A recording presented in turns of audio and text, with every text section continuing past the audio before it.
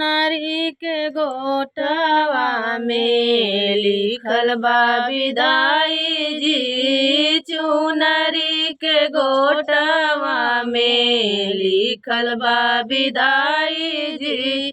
घर में से मम्मी रोई दुआरे से पापा जी। घर में से मम्मी रोई दुआरे से पापा जी।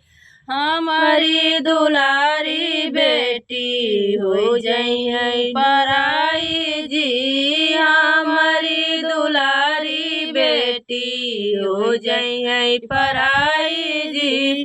चुनरी के गोटवा में लिखल बा विदाई जी। चुनरी के गोटवा में लिखल बा विदाई जी। घर में से चाची रोई दुआरे से चाचा जी। घर में से चाची रोई दुआरे से चाचा जी। हमारी दुलारी बेटी हो जाई है पराई जी। हमारी दुलारी बेटी हो जाई है पराई जी।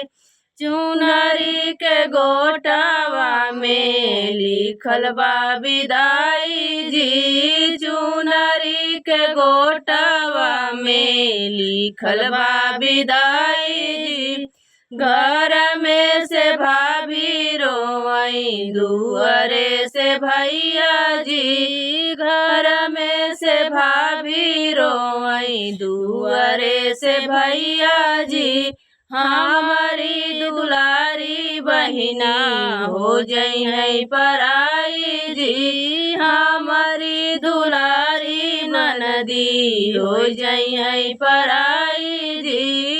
चुनरी के गोटवा में लिखल बा विदाई जी। चुनरी के गोटवा में लिखल बा विदाई जी। घर में से दीदी रोई दुआरे से जीजा जी। घर में से दीदी रोई दुआरे से जीजा जी।